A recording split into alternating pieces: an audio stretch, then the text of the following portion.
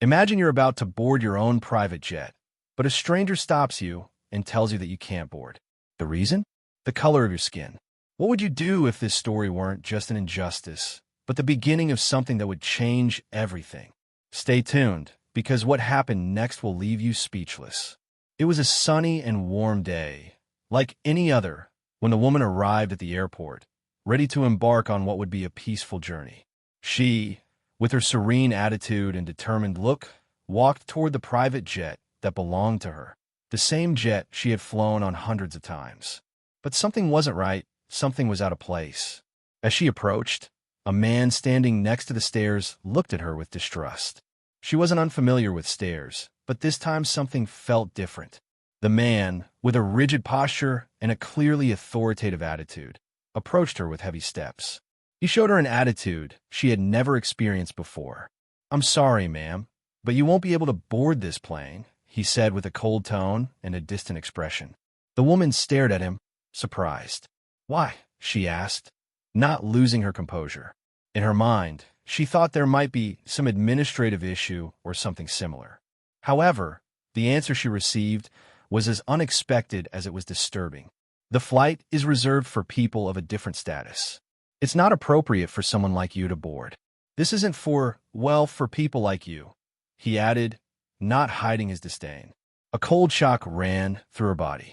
She didn't need further words to understand what had just happened. It wasn't a mistake, it wasn't a misunderstanding.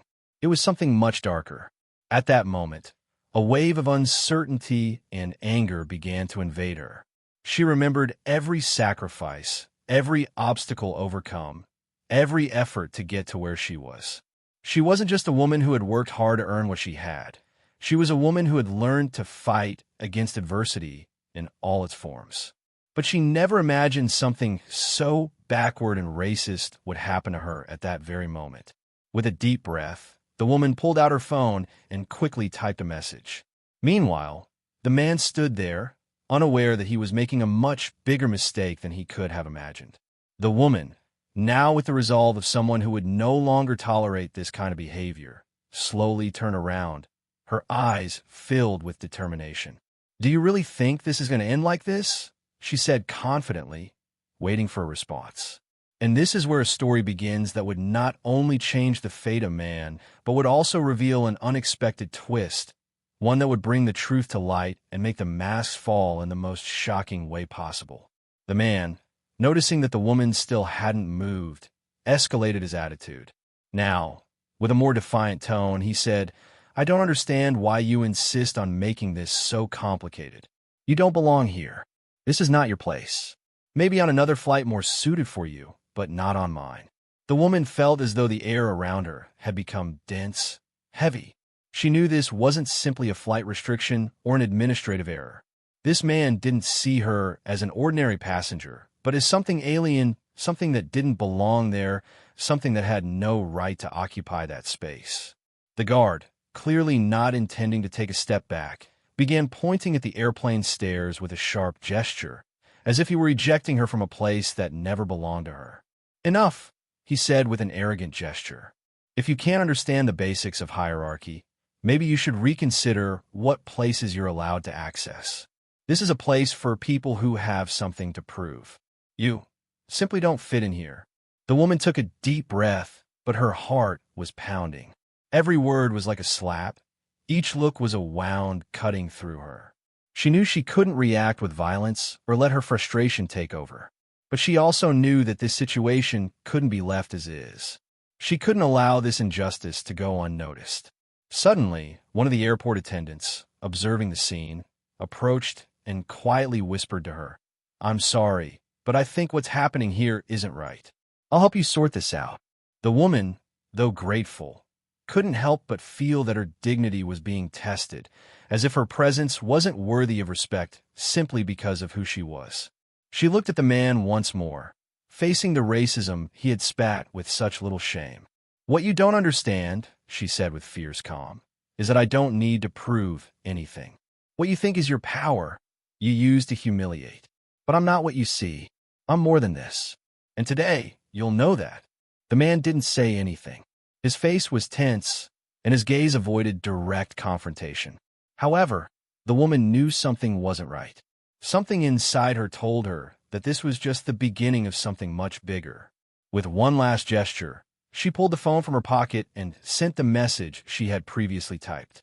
At that moment, the air seemed to become lighter. She knew that, although she couldn't change this person's mentality, she could make him pay for what he had just done. The woman wasn't a victim. She had been stripped of her dignity by a mere airport worker, but not for long. Something would happen soon, something that would mark a before and after, and all she was living would not go unpunished. The racism she had experienced at that moment would only be the beginning of a story that would test people's ability to confront hatred and injustice. A few minutes later, the man who had prevented the woman's access received a call. His face changed, he turned pale, and for a brief moment, his eyes reflected the terror of knowing that what he had done wasn't just wrong, but that it would have much greater consequences than he had imagined. The man looked at his phone. The call he had received was from his direct supervisor. As he listened, his face lost color. The voice on the other end of the line was clear, firm, and without a doubt. "Do you know who the woman you just rejected is? She's the owner of this plane. This plane is hers, and she has a reputation that you couldn't even imagine. From this moment on, you're no longer welcome here. I suggest you gather your things and leave right now." The man, confused and sweating, quickly hung up. He stood staring at the woman he had insulted just minutes earlier. In his mind, disbelief was as palpable as the knot in his stomach. He had never imagined that the woman he had been so rude to, the one he had humiliated, held such power, such status. The reality hit him immediately. What's happening?" he stammered. The woman looked at him steadily, showing no emotion, her gaze unwavering. "What's happening," she said, "is that the world keeps changing, and today it's your turn to understand it." She turned without saying another word, calmly walking up the steps to her private jet. The door closed behind her, and the roar of the engines began to fill the air as the plane started to take off. The man, still frozen in shock, watched as the jet rose into the horizon, taking with it a lost opportunity. In the distance, he could hear the sound of his own failure echoing in his mind. Hours later, at the airport, the news had spread like wildfire. The woman, a successful and renowned businesswoman, had been verbally attacked by an employee. When the airport management found out about the situation, the man was called to an urgent meeting. There, he was informed of the company's decision. The man had been immediately fired. The reason was clear and firm. His racist and humiliating behavior toward such a prestigious client was not only unacceptable, but also did not reflect the values of the company. The next day, the man gathered his belongings from the airport, knowing he would never return. His attitude had led to a much greater consequence than he could have imagined in that fateful moment. As he walked away, there was no trace left of his previous arrogance. Only the weight of his own ignorance remained.